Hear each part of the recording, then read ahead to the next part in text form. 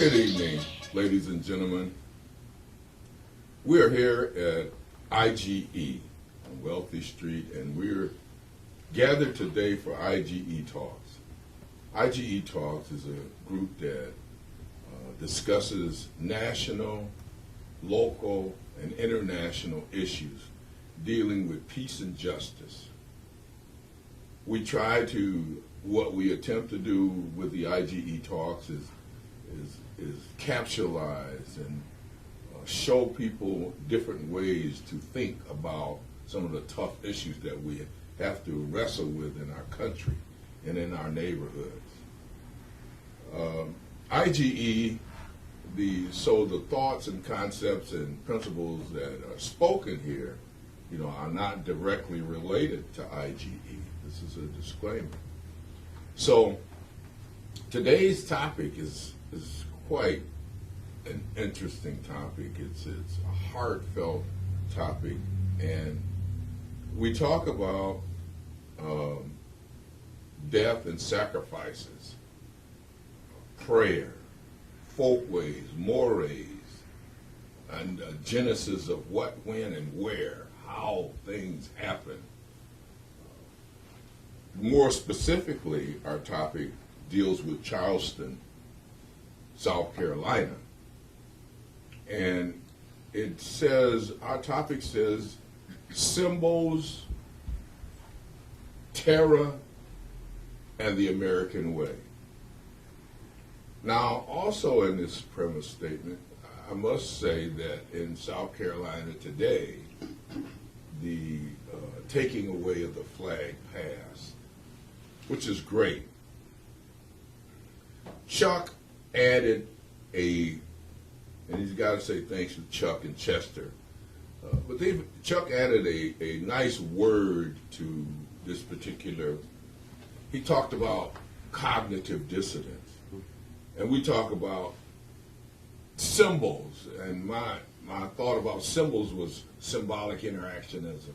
We have a system, and a lot of people respond to symbols, but they don't know that you're responding to symbols. They don't know that, and so maybe what we'll do today is help teach people about symbols. We don't know how this conversation is going to go, but I'm going to decrease now and move over and ask people to introduce themselves and kind of talk just a little bit about your background or something like that, educational experience or whatever. So let me start with this gentleman here. Okay, my name is Michael Cooper, currently unemployed, but I'm self-employed. I run my own business. I have a window cleaning service now. I've gone to Mount Hood Community College, finished high school. I'm a people person. I've learned a lot about dealing with social issues and people, injustice and injustice, and life in general. I've made it to 56 years old, and some people don't even make it to 17 because of the life they live or the habits they have or the friends and people they associate with. But I believe I have something to offer just from living life from one day at a time. Excellent. So. Excellent. My name is Meera Krishnan. I'm a neuropsychologist. I live in Alger Heights with my fiance.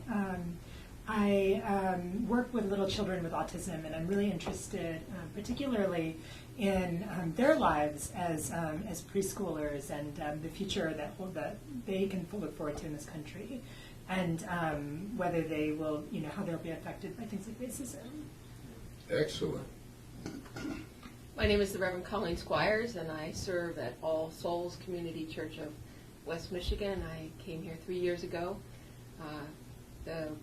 One of the primary reasons why the congregation called me was because I bring social justice to our congregation, and so I'm grateful for Chester inviting me here to speak on this terrific topic.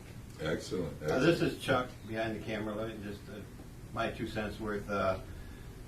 You don't need to address the camera if you don't want to. This is like a conversation, and if you want to ignore the camera, that's fine. I'm just like a fly on the wall, observing.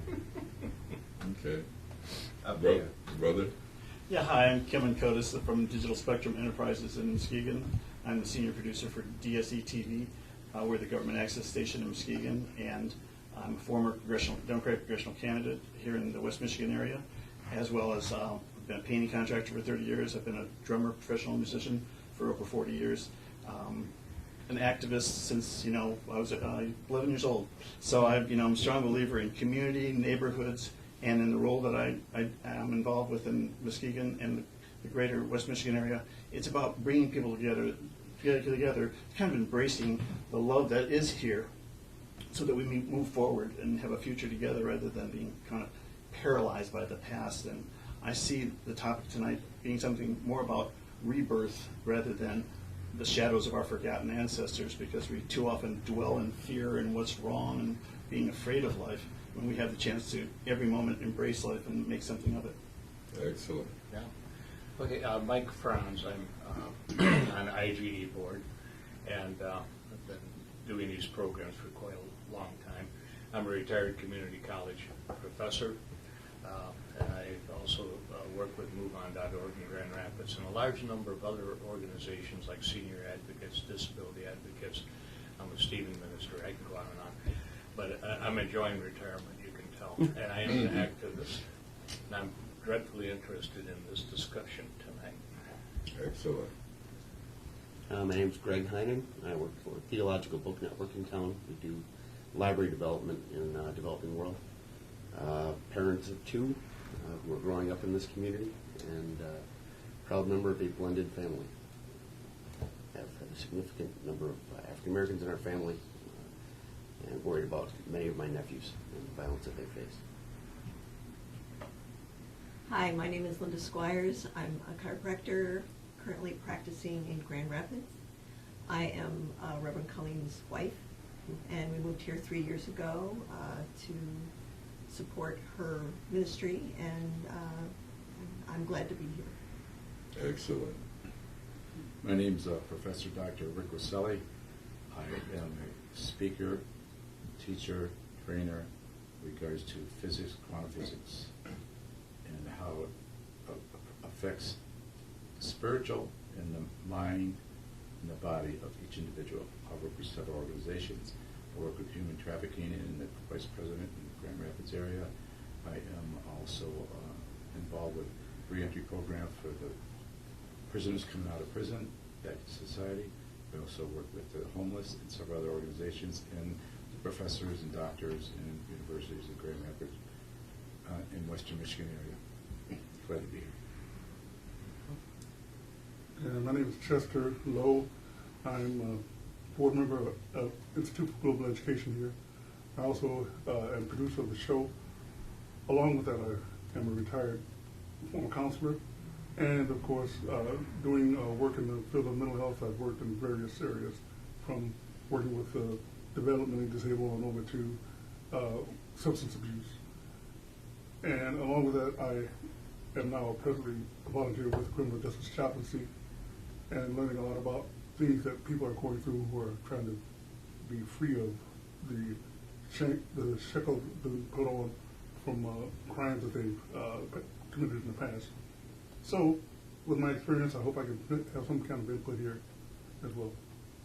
And my name is Paul Mayhew, and I am moderator of the IGE Talks show today, and part of the Voices Not Heard Network, clinical social worker, psychiatric social worker for 20 years, former county commissioner, just a little bit, a glimpse into some of my life, and just a proud member of what we are attempting to accomplish today. So, like I said, we kicked it off talking about Charleston, the symbols, the terror in the American way. But would anybody have any objection if we did just kind of a moment of silence? Let's do a moment of silence, and maybe our telepathic waves will reach the appropriate place.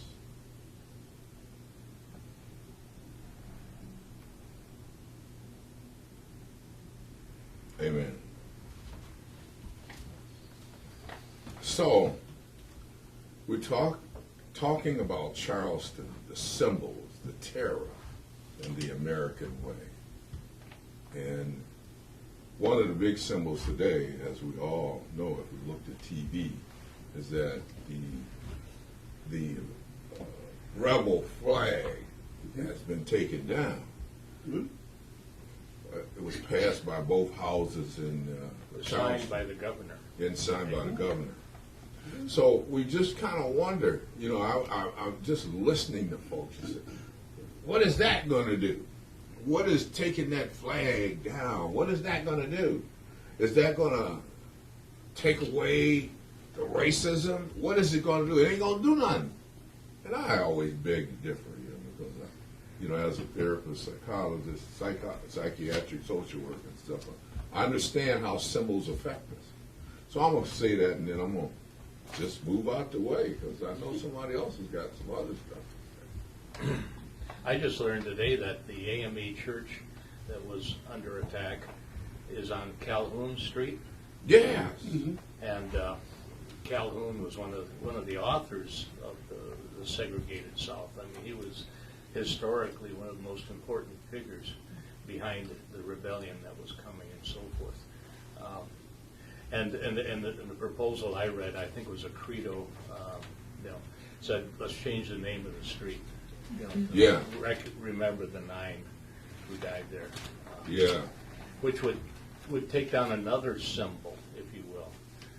We were talking about history and symbolism here. When you put the two together, it's like the cross of Jesus. You know, you've got powerful stuff going on. Yeah. You know, and maybe the name of that street has to change too. But I'm just throwing that out for the time being. Because when we talk about names and what's in a name, you know, when we call it that name, it continues to bring it out. But if we change the name, then we change the direction. It's sort of like Paul of Tarsus, for Bible and theologians, Paul from Tarsus that got knocked off his horse. Well, he was Saul at that point, but when that horse got knocked off the horse, changed his life in a different direction. So, yeah, well. Can I say, instead of just trying to bury the past, because in some ways, you know, I think some people, the war may be over, but the battle is not won. So they're still thinking in terms of life as a battle, a struggle that they've got to finish for somebody else, and there's no attachment. I mean, the people who live now are not attached to what happened 100 years ago or 150 years ago. We're of a different, you know, lineage sometimes. We're not. There's new things that have happened in our lives. Life is transformation, you know. So the fact that we want to still fight old battles rather than seeing this as a chance to reawaken a sense of respecting one another, that putting war to an end, meaning even if it's the Civil War, that it's still the war is within our heart. So we have to disarm that fuse, that trigger in ourselves to think that we always have to be prepared to fight. Yeah.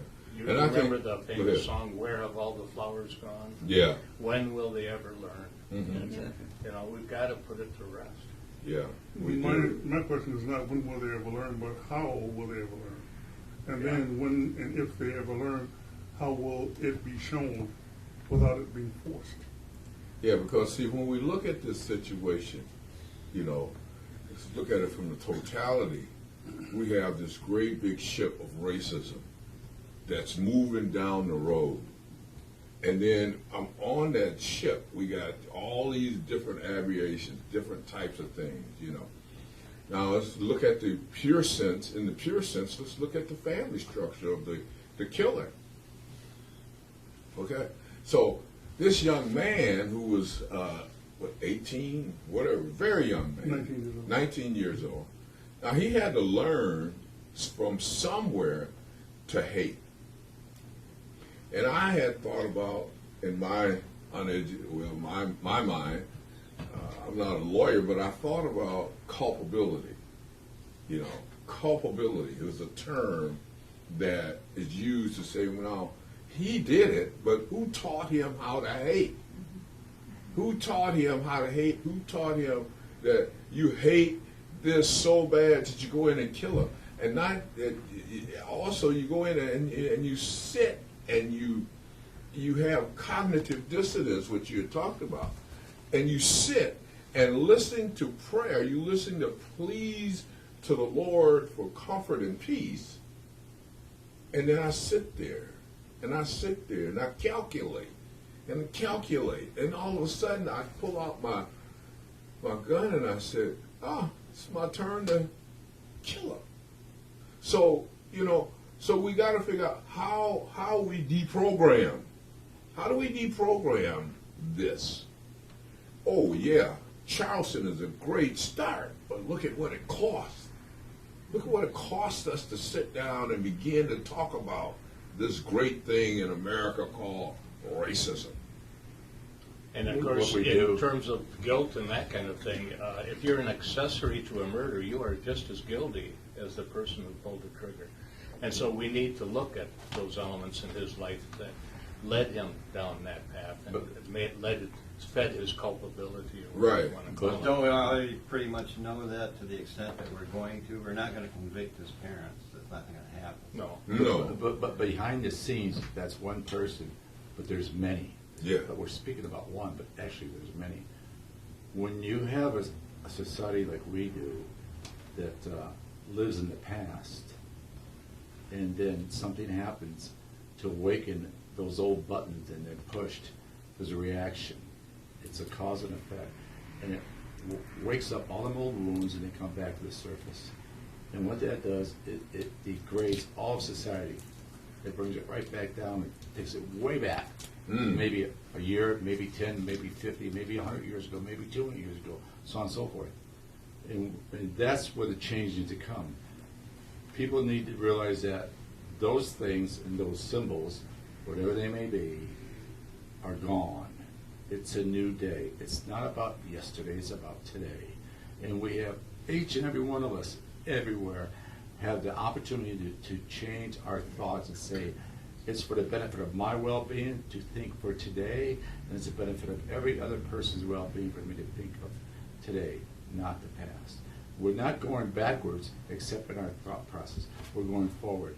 Everything always changes. Nothing ever stays the same. But if you hold on to the past, you're always going upstream in the paddling upstream in that canoe. And if you just put the paddle back in the canoe, and let it rest and let it be, and let the canoe go downstream, everything flows and everything grows.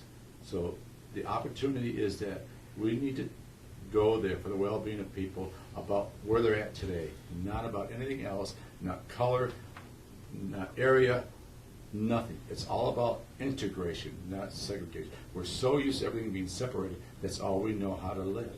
And we do it time and time again. When are we going to learn that it doesn't work? That's absolutely true, but I also think there is a point where you have to acknowledge the past. I mean, we were down in Selma this March acknowledging the 50th anniversary of walking across the bridge.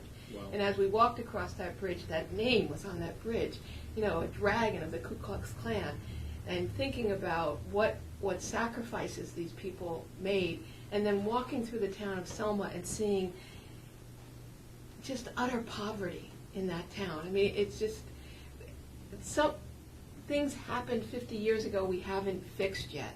And pulling a flag down that went up in 1961 to fight against the civil rights movement, we can take it down, but we still have to go back and talk about why we can't get along, and as a white person, I'll say, our denial that racism exists, that we have to own our stuff, and we have to become active allies in supporting people of color and people who are on the margins of society, people in the LGBTQ community, people who are women of trans women of color. I mean, we really need to get to all of these issues.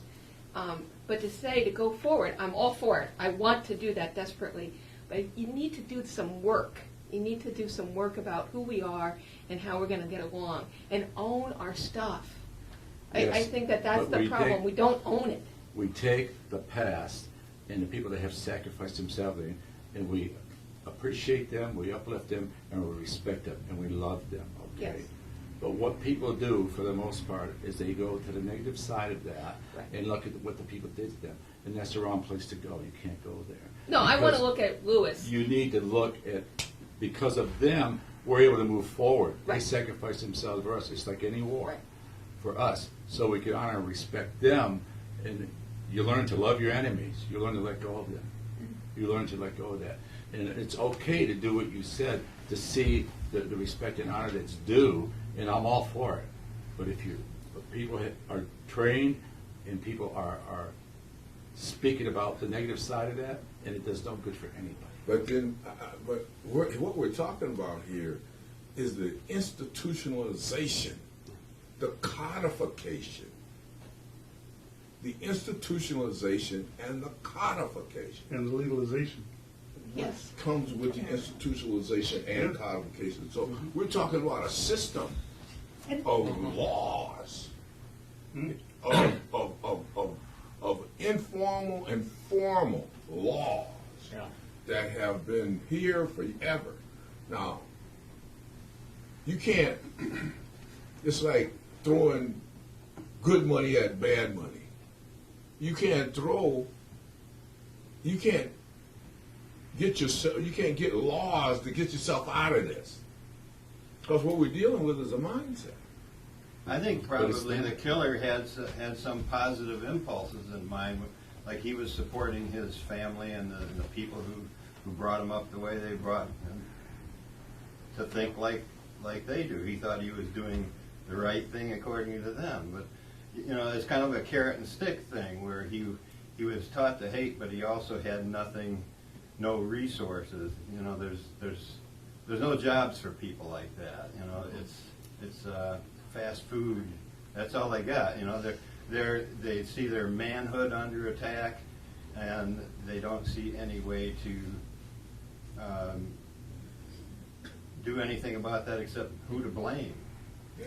Well, you talk about symbols, and one of the symbols of all of this is that in South Carolina, which usually you wouldn't expect people coming across to come together for something, was it the chance for new seeds to be planted for cooperation, or is it just that people complied with what was the pressure, social pressure, that I better go along with this because I want to be on the right side of things? But I think we are inundated with media that perpetuates the problem. It's like always, scratching away at a sore, and so to a sense we have to enlighten ourselves to recognize that for what it is and not let that dominate our thinking, because in this spirit of cooperation we need to show that things can get done because people find the good in each other and for a change rather than finding something to be afraid of. So I think we have to multiply that effort where good comes about because of these crises. And it's up to us to people who manage. voted for that resolution said it was the way the black congregation reacted, and the victims, they said, we forgive them. And they said, we've got to do something as magnanimous as that. But do we have to die? Yeah. This young lady had something. Like one comment I have about that really briefly is you look at, so Nikki Haley did the right thing by coming out in support of that, but you have two prominent Indian American Republicans, her and Bobby Jindal, and Bobby Jindal was very much the other side of the same question. But I want to go back to something the doctor said and what you said, talking about the codification and this idea of living in the present. It's all good to talk about living in the present, but I think we have to ask ourselves more critically what present we're talking about, right? Because we live in the best place in the country to raise your child and the worst place in the country to be black, right? So which present are we talking about?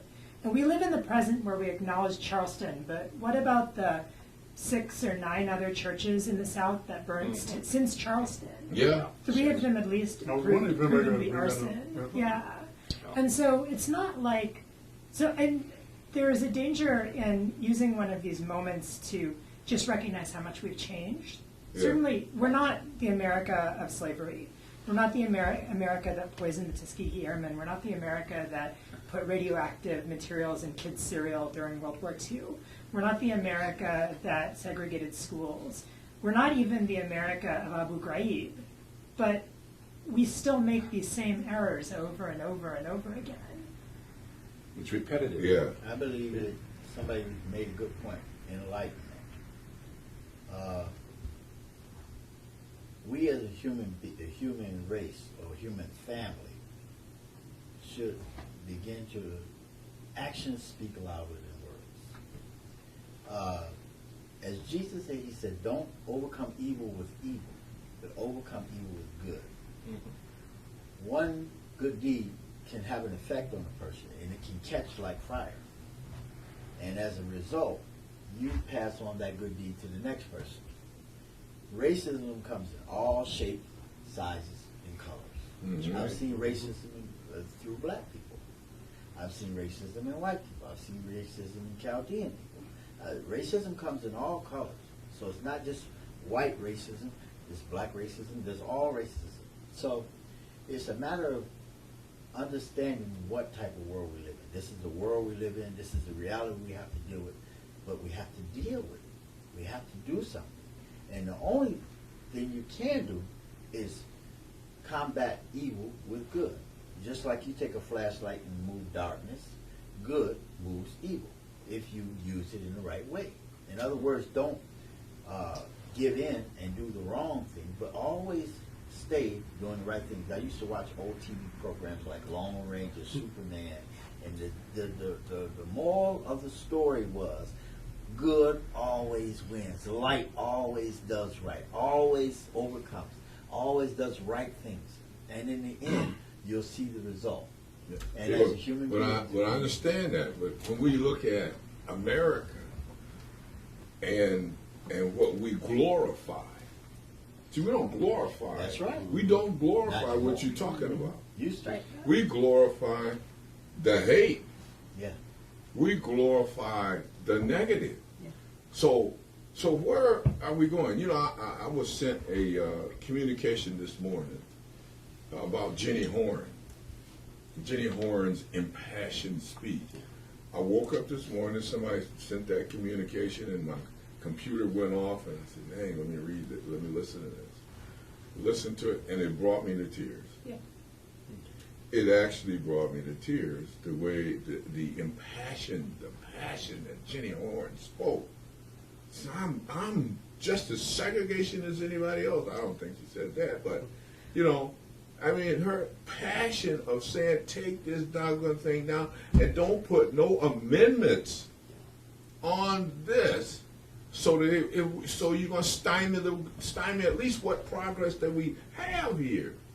Now we have the potential to have a great revolution in America, a revolution of thought. We have the potential to have a revolution of thought, but we have to have the people moving forward to be able to think in terms of this is a revolution. We're not talking about blood revolution. Well, no, we're not talking about killing anybody, but we're talking about what has been set in motion by some Christians, some black Christians that said, "Father, forgive them, for they knew not what they were doing."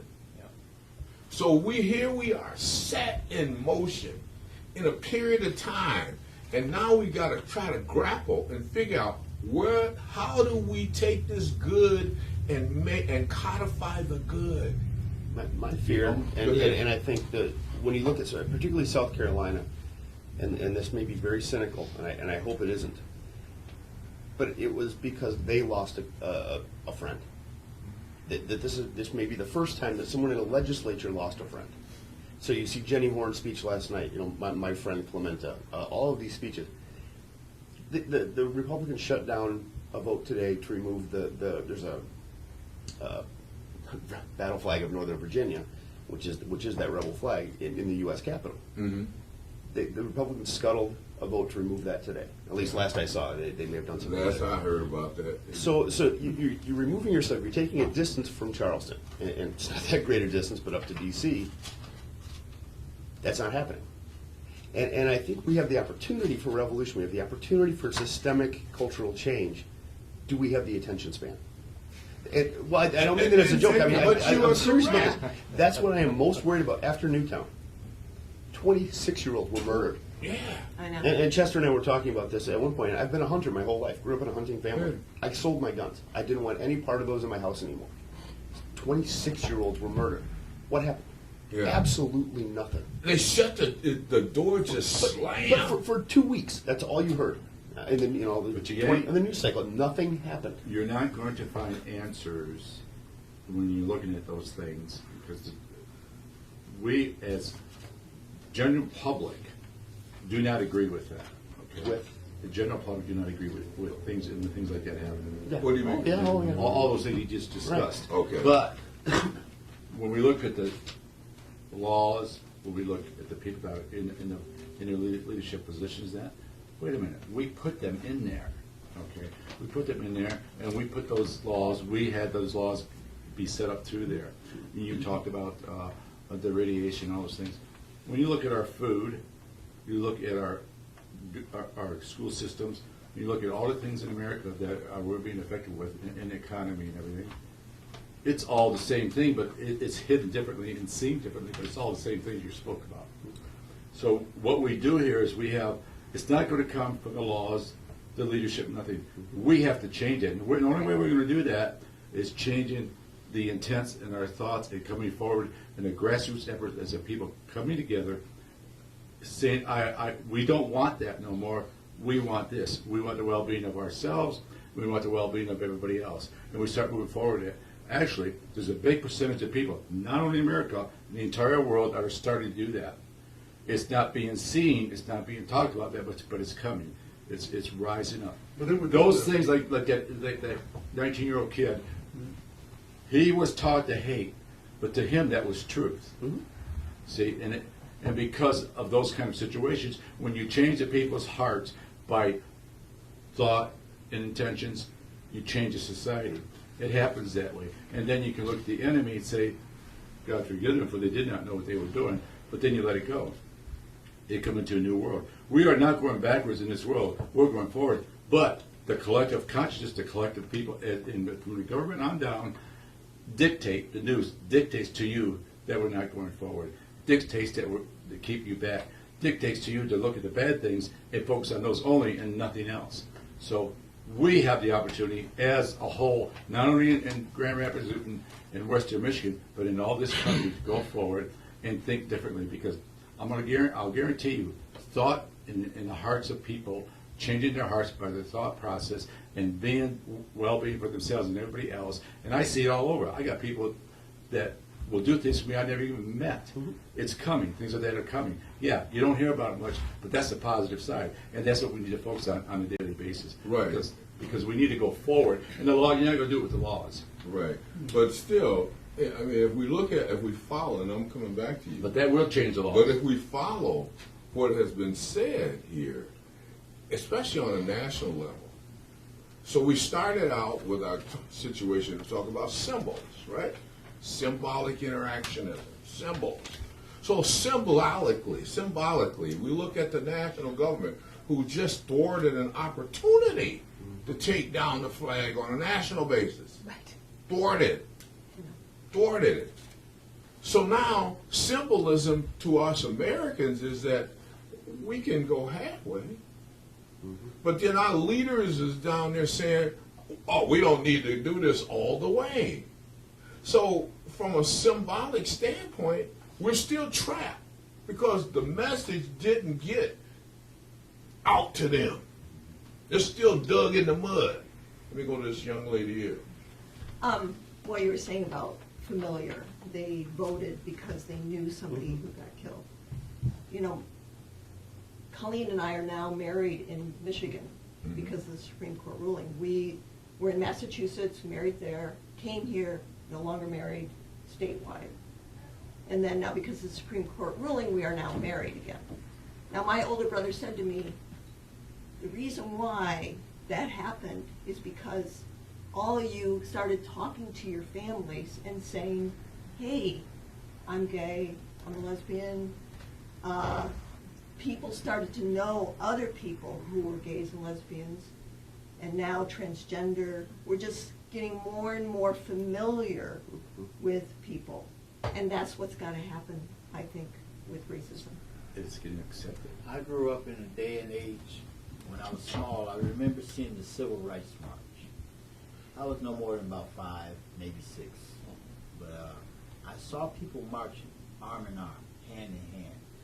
suffering together, walking together, laughing together, crying together, singing together, praying together, and they stuck together, white, black, Chinese, That's right. Mexican, That's right. and it was a beautiful thing. It's like taking a bouquet of flowers, putting it together, That's right. and seeing the beauty. See, a flower by itself is beautiful, but when you take the different colors and put them all together, you see the beauty of the bouquet. Well, the human race has that same beauty, but we don't learn to see it in each other, and that's why we miss it.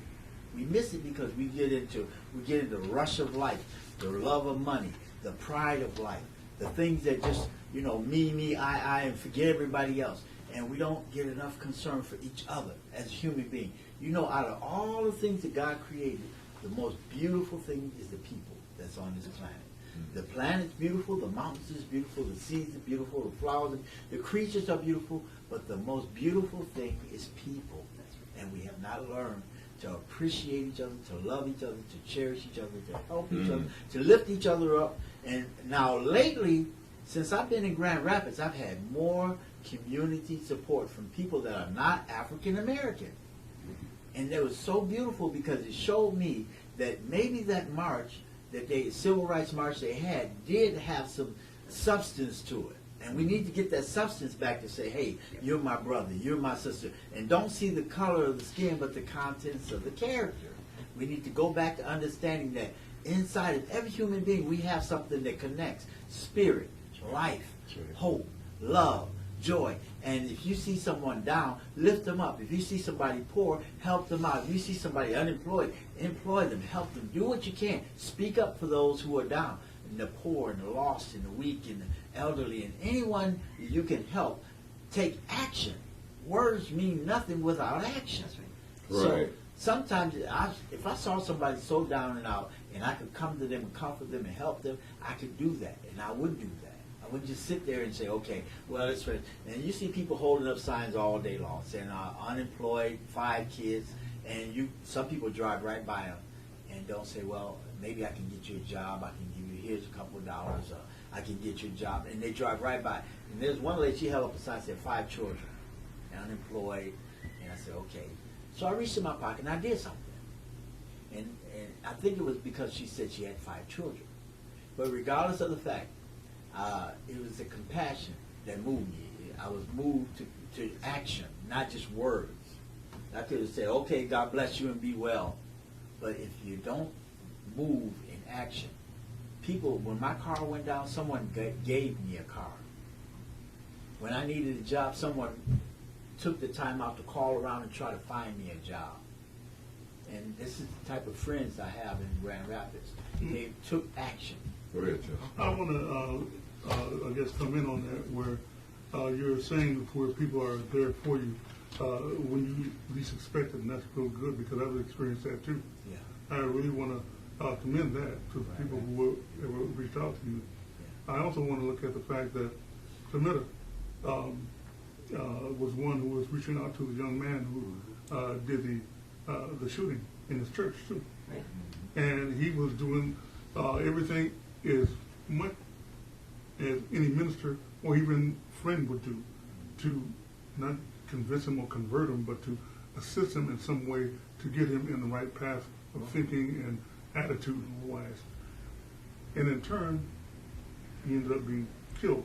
Therefore, what you're describing about yourself and experience, which I've also experienced before in my life history, is something that is what we wish could happen, mostly. But unfortunately, there are a few times out of many that it goes opposite. That's true. And I think that's what our discussion is about tonight, to find ways of preventing it from going opposite in the future. Yes. So we're looking at the realities, Mm-hmm. and not just concepts, Right. not just situations, but we're looking at attitudes that lead people to go down that wrong pathway, to be in the wrong way of acting or responding in the wrong manner that they don't even really know about. And so let me go to this one. But the whole cognitive dissonance, your word again, of the federal government with the state government. Now, when you talked about gay rights, we've just had, within our time, the most powerful stroke of genius that we've ever witnessed. States' rights. If you understand what happened within the last 2 weeks, slapping states' rights in the face, we had a national gay rights situation where the Supreme Court voted nationally. It's imposed it on the country. Now you got people regurgitating and stuff, but it's there. It's states' rights. States' rights. You don't exist in this. Obamacare. And I ain't trying to, and I ain't gonna change the subject because we got to talk about Charleston. But I need to tell us about states' rights and how states' rights is what fanned the flames of the Confederacy. See, that's a stroke of genius that is hidden in all this stuff is the kicking of states' right in the duff. Well, it's a triumph of of people over politics. Yeah. It is the sense that politicians will see movement, but they're not going to generate the movement. They respond to positive movement. Exactly. And the point is that we have that opportunity to be giving and be sensitive to one another as spread love like a disease. In terms of like the more we triumph through giving and respecting one another, we start to say, hey, that works. Yeah. This other stuff is keeping us kind of in a trap. Yeah. Right. And so part of it is recognizing that there are traps you're facing where someone doesn't want to let you express yourself, or you feel like if I go out of my comfort zone, I'm going to be in danger. Mm-hmm. And I don't think that life is really meant to be that way. Right. But I think we've been trained to think that. But we got the media that whips us back into shape. Totally. See, we got a whip. So we have to demand that of those who want to represent us, Yeah. Yeah. that they live up to those ideals. They show examples. They demonstrate that it exists around them rather than saying, well, trust me. Because trust me doesn't work anymore. Yeah. Because people are tired of being convinced, because this is a very selfish country. We want to win at whatever Right. cost. Right. And unfortunately, that means that kind of anything means necessary means that death is nothing. Yeah. But see, now the media has been, Money. the power of the press has been decimated. Because now the press operates at the behest of the government as opposed to individually and in a way that it should operate in terms of nonpartisan. Well, they don't report the news And they anymore. don't They're owned report by the so few news companies. accurately There's, what, anymore. 6 companies that own almost all of the outlets. So we have the media, which used to be at one point fairly decent in saying the story. So now we got a media that's out of control. You say something or you say something in your neighborhood, and bam, the conflict of values come into existence. Now, are you talking about media or are you talking about Fox Networks? Well, I'm talking about total media. Fox Network. Generally. Fox Network is an aberration because it's entertainment and it's dangerous it's dangerous Yeah. entertainment. I don't know. I noticed that I'm when not you familiar watch, with that. Go when ahead. you watch the news, if you turn on any news channel, you'll see more bad news Mhm. than good news. Always. And whether it's national, local, Well, that whatever, makes the money. worldwide. And it's always about killings, accidents, plane crashes, anything negative that's news, they show it. But how often, very rarely, you will see a good story, but it's rare. If they would change what they focus on, it might just help. Yeah, You know, local news, for focus. example, is weather, news, and sports, right? Mhm. Like sports is equal to weather, is equal to news. And then when you get to the news part, the first 20 minutes is the local crime report. So if it bleeds, If they can't find a if it crime in bleeds, Grand if Rapids, it they go to bleeds, it Battle bleeds, Creek it or bleeds, it Kalamazoo bleeds.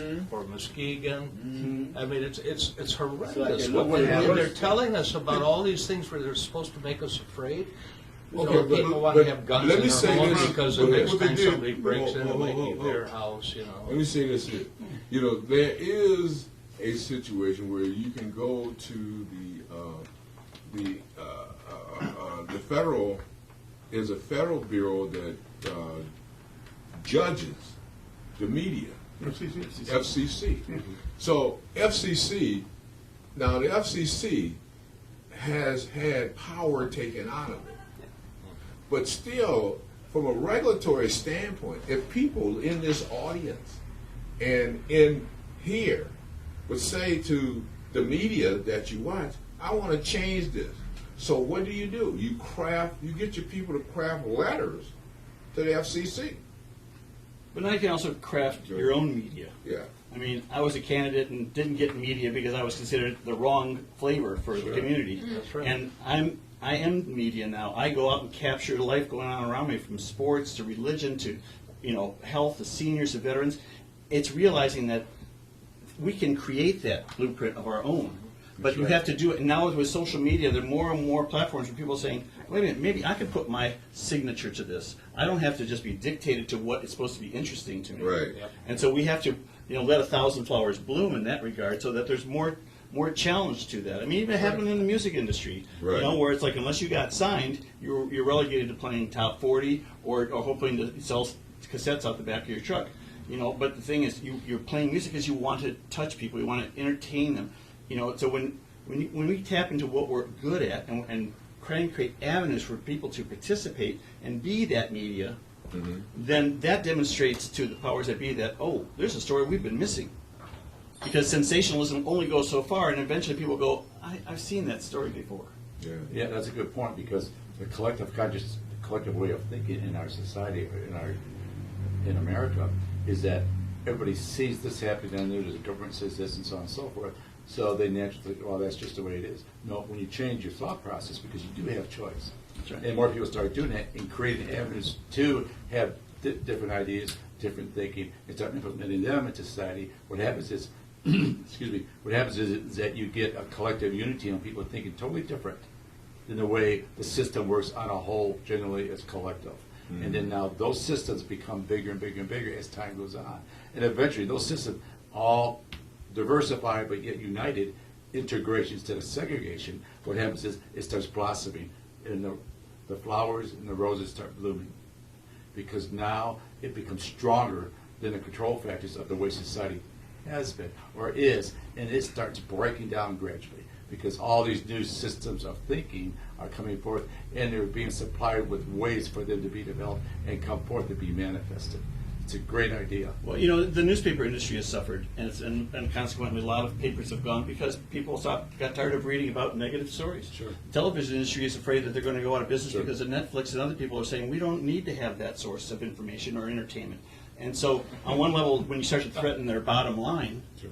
they'll turn to the Right. drug companies and the other Right. people that don't mind selling you something. But I resent the lack of creativity in the marketing people in the mass media, that they're relegated to selling us things that really keep us trapped. I mean, Exactly. it's creating a sense of hopelessness and the sense that, well, there's nothing I can do about it. It doesn't And go we're the United States of America. We're born free, not because somebody says I'm willing to go to the war now. It's like those are written. Those are codified from the beginning in our inheritance. So we have to live up to those principles rather than I'll wait till I'm in trouble. So make manifest what you can with life, and appreciate that everybody in your life has something you gain from. Somebody told me years ago, each one teach one. Yeah. So it's not about winning or being on top or how much money you got. It's about living a fruitful life where you feel like the world is in a good place. And we can all touch that button. We can all be a part of that. That's right, Okay. because it's all coming forward. And what happens is, it's the love for each other, and that changes everything eventually. And the more that do that, the more change you see. The system, the laws and the governments and all those things that were put in place, we're done with it. It's going to change, because we have ways that are coming forth that are free water, free energy, free economic systems. All these are coming forward. So how do we And reach it's the people changing that the world, aren't because here the that world's aren't going part of the forward, it's not discussion? going backwards. Excuse me. How do we reach the people that aren't here, that aren't part of that don't feel that discussion? It's coming. Well, that sounds, But it's coming. 11 of us in this Right. room are obviously exceptional in the fact that we're here talking about it. That it's, and I'm guessing that the people in our immediate circles probably feel similar to the way we do about on race, on violence, on a lot of it. But then, what steps do we as a society take to reach those other millions and millions of people who may only be getting the news from Fox or CNN or MSNBC, whichever flavor, but it's not giving you the whole story. And I think that's where we got to start down, because we got to start kind of winding down a little bit. So what do we try to affect? We try to affect those around us. You know, my wife says, "Well, taking the flag, I don't know if that." I said, "Babe, taking that flag down is going to mean a lot." That was right there. That's pillow talk. You know, but but it's smooth. But it so we don't know what's happening. We got to understand and be acutely aware of what's going on around, listening, constantly, vigilantly listening to people, so that we can give them a proper, what we feel is a proper response. Well, it's also respecting another person's dignity. Yeah. And what you can learn That's right. from them by just being with them. Yeah. Because I can watch a guy, playing sports and go, wow, he's a fantastic player. But when I sit down and watch him on camera, I watch him amongst the people, he's a normal kid. He's a guy he's like striving to do well. And I'm like, that's the example we want to see in our kids. But it's also a reflection of the parents believing in their kids and the kids trying to succeed because they know that someone is behind them. So that missing link of, does anybody care about me? Yeah. It means whether you have children or not, I'll keep putting that sunshine out every chance you get. So let's begin to wind down, because I think we've been going about an hour. It's going to come forth. Change is coming, and it comes as an individual basis, one by one, and it coming together in unity. Integration is the key to everything. We have lived hundreds of thousands of years in separation, and that segregation aspect has done nothing but destroy, and there's no good that has come out of it. And the world is either going to end or go forward. And from everything I have seen in my life, it's going forward in a mighty way, especially the last few years. People are awakening to who they really are. They are the love of everything that God created. And we all have that opportunity. They are joining forces. They're coming together. Tesla, back in 1920, had a lot of great ideas. And when it comes to energy, and in physics and quantum physics, and I understand that because I study that. And I understand those systems are coming forth. It's starting, economic systems are going to change, we're going to draw together, and it's going to be one. The governments were put there for our benefit, not them to run and control us, but for them to listen to us. And all those systems were set up that way from the beginning. However, they've all turned around backwards. And there's nothing but control and manipulation. That is not the answer to anything. If you control anything, you will break it down. It's only temporary. We have the opportunity to rise up as an individual, one by one, here in this group, out in the streets, all the organizations that are taking place, whether it be religious, not religious, is irrelevant. Doesn't matter. Whether you be gay or not gay, doesn't matter. We're here to serve each other because it's for the well-being of us. We're all made in creation, and we're integrated as one. And all of science shows that. We're not separated at all. And yet we do everything separation, segregated, and we're here to put the world right side up and have integration. We have an opportunity, great opportunity. We're going to see a lot of it in the next several years. We just do our part on an individual basis, and it'll come forth. Yeah. My individual support that I'm going to do is be an excellent ally to end racism. And I think doing something very, very local to build community is the way to go. Excellent. Good. I had a good friend tell me once there are two kinds of racism. There's racism of ignorance and racism of experience. And I keep hearing this heritage, not hatred thing. And I think that these people honestly believe this, that this is a symbol of their Southern heritage. And disagreeing with you slightly, I think history is important. And I think that there needs to be far more education on, going back to the symbol, what this symbol is, what it means for various groups as they see it, and how to change those minds through understanding. Amen. I had an interesting experience recently. The day that was proposed that they take the flag down, the USA Today had a headline, and I was on my way down to get some coffee at Turtle Creek in one of these little shops, and this lady with this delightful Southern accent was serving me. She called me sweetie.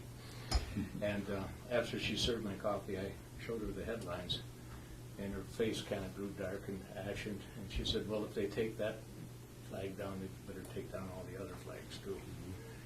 And I said, oh, you really believe that? And I said, well, 500,000 people died in the Civil War, to preserve the Union flag, which you don't consider as high as that one. She says, well, when they won the war, she says, that's when they should have gone back to Africa. I says, well, they didn't ask to come here. I'm carrying on this conversation, and I'm just wondering where it's going to go. Where's it going with her? Mm-hmm. And I could not penetrate her psyche on that. It was an instant reaction, and she knew she was right. She was convinced. I thought, okay, have a nice day, Mm-hmm. But you just wonder. Yeah. How do you get through to people? See, we are the symbol-making animal. Mm-hmm. We're the only animal that does it.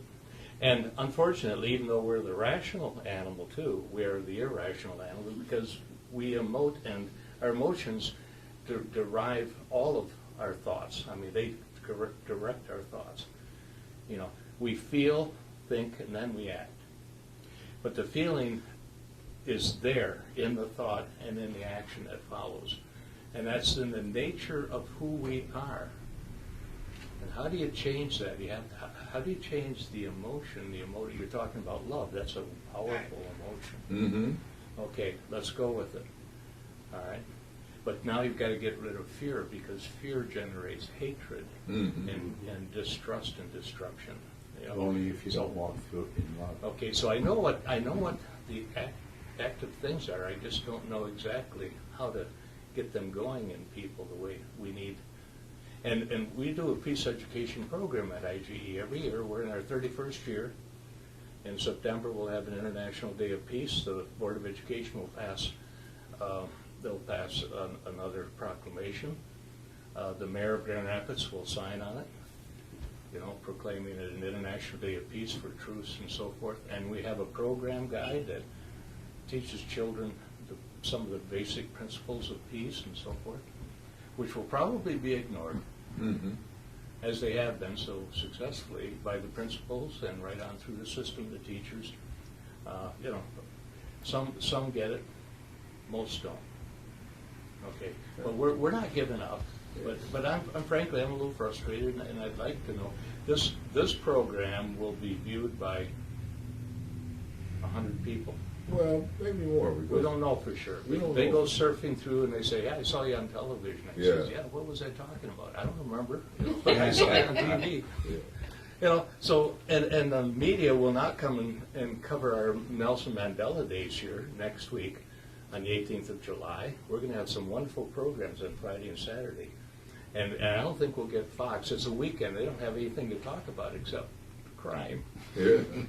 And Saturday night, they're going to run a half hour of crime. I guarantee it. That's what they do every Saturday night, because they don't come out on the weekends and report the positive things that are going on in the community. And I don't want to just label Fox. All the networks are guilty of the same Amen. thing. Okay, so I'm frustrated, and I'm not giving up either. But and I'm smiling about it, but it really hurts. It does. Well, I Deep like down. your opening statement, and so I don't want to belabor it because we got to wrap up. Yeah. Your opening statement was very powerful, in that the woman that you talked to, similar to me as she was coming through Samaria, and met the woman at the well, and when you met this woman, and she says, and she talked to you about how she felt, that was pretty powerful, because those are opportunities that we come across. At least you try. Go ahead, man. Well, I think it's important that we, for me, to act in the name of peace. Yeah. To be giving, loving, in every chance I get. I struggle. But I don't want to be a martyr. I don't want the people that I respect and believe in that are trying to do good things should have to suffer. But the point is that every day something comes across our path. Yeah. The chance to treat people with kindness, to learn and appreciate life itself. I mean, we're human beings underneath this. We all share this common vibration. And if we don't live up to that, we're still running around like people in these shells that are bumping into each other. Mm-hmm. And we all know that that's insane and senseless. But we see the good that happens when we unite with others in positive activity. So I'm truly an optimist in thinking that good can come about. But we have to be able to face what's wrong or evil or dangerous and face those things when people say, oh, why is it always those people that get attention or all that, where people speak out of fear or their own insecurity rather than recognizing that love is happening right in front of your eyes. Yeah. You said, it's good. I wanted to say something about what you just said.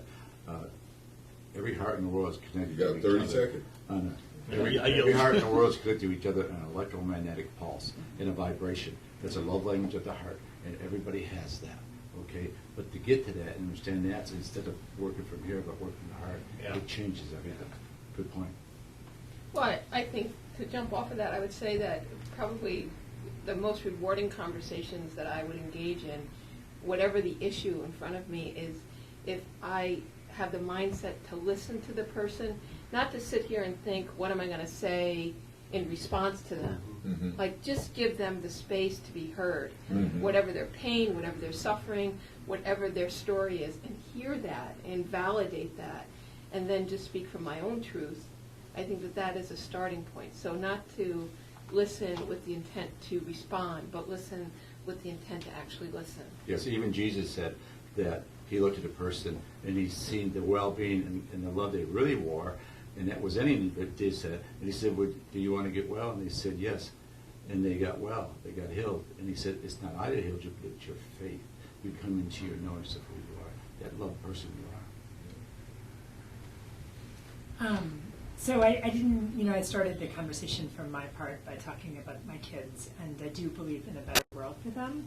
I think that it does start with us individually, but I think it goes beyond talk. So I think that we need to create new symbols. We need to use our lives as new symbols. We need to use our stories as new symbols. We need to not just respond to symbols that get dropped in our lap in horrific ways like Charleston, but we need to be the ones who create paths to a non-racist world for all of our people. And then I think the way that we need to move beyond the talk is by reaching out hand in hand to blanket our country with those symbols and models of change. So they don't just happen in Easttown or in Grand Rapids or in Michigan, but they happen nationally and ultimately globally. And I think that they need to go up and down too. And so we have to run that flag all the way up to the top of the top, whether that's the White House or whatever else. And I think that that's a big order, but those are the things we have to do together to end racism.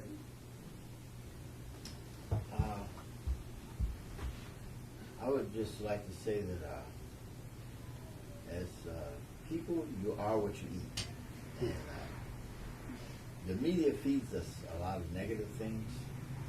It's in the movies, it's in music, it's in the news media, it's in everything, negative. But there's also positive. And if you feed on negative more than you do positive, you become what you feed on. So it's up to us to choose to feed on positive and to give out positive. It's like magnets. Opposites attract, they say. But in this case, the like minds attract. Mm-hmm. Like minds attract. So if you see a person that's proud and racist and negative, they attract that. Mm-hmm. So as a positive person, a loving person, let that light shine, let that love shine so that you'll attract that love. Mm-hmm. And as the forces unite, it's a force to be reckoned with. Light will always overcome darkness. Good will always overcome evil because you have brought the forces together to do that. We have a power and love in itself to move things. But the first thing we must move is each other's hearts. And as we move each other's hearts, the politicians will see that the people are uniting, like in the March of the Civil Rights. They're united. And as a force, they refuse to be moved in the wrong direction. They didn't give in to wrong and doing wrong. They stood together doing the right thing. And they began to move things in the White House, in the cities, in the communities, in the neighborhoods. They moved things. The first thing must move is the hearts and minds of the people who see it and know it and experience it and are touched by it.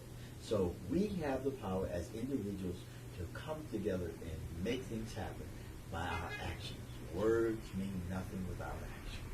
So Anyway, the AME Church, which gives me a chance to put a plug in for the AME Church. The African Methodist Episcopal Church has been in the forefront of dealing with race problems a long time. I think they got Denmark, VC, and Nat Turner, and a couple other people that were part of helping to form this particular church, the African Methodist Episcopal Church would have been. I mean, we even had our own Mayor Parks that was part of AME. And so AME has definitely been in the forefront and leaders in helping to move issues in the community. And lastly, Nat Turner was so tough back in the day dealing with the anti-slavery movement that there was a decree that came out of the South that says nobody else in this world will be named Nat.